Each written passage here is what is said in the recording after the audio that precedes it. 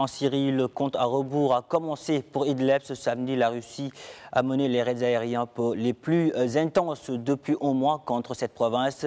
Et ce dimanche, près de 60 frappes aériennes ont été conduites sur plusieurs localités du sud et du sud-est d'Idlib pour l'armée russe, par l'armée russe alliée au régime syrien. L'aviation syrienne a de son côté largué des barils d'explosifs sur ce secteur. Ces raids ont fait au moins 18 morts selon l'Observatoire syrien des droits de l'homme.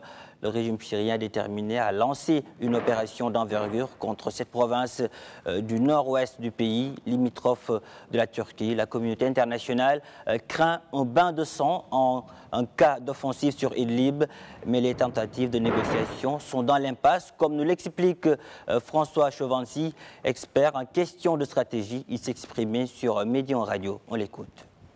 Depuis que les conditions de la guerre en Syrie ont changé, avec une reconquête par le pouvoir syrien de son territoire, il était prévisible que toutes les solutions diplomatiques proposées, d'abord au niveau de Genève, de l'ONU, étaient déjà plus ou moins caduques, puisque aucun autre intervenant que la Russie, la Turquie et l'Iran ne se sentaient vraiment concernés par le conflit. Et maintenant, nous revenons sur cette prédominance du cycle d'Astana. Nous avons les principaux belligérants qui cherchent une solution à la crise, mais en fonction de leurs intérêts. Ce qui veut dire que la Russie et l'Iran, qui ont beaucoup investi dans ce conflit, qui ont retrouvé une certaine stature et qui ont gagné sur le terrain, donc militairement, ne veulent certainement pas voir que diplomatiquement, la victoire leur échappe. Or, ils soutiennent Assad. Assad, pour ces pays-là, restera au pouvoir d'une manière ou d'une autre. Donc, le processus diplomatique reste à Astana, il reste entre les mains des Russes et des Iraniens en particulier, ce qui fait que la solution militaire sera privilégiée, car ce sont des États qui pratiquent la solution militaire. Et la situation est telle que la solution militaire, ils la sentent, ils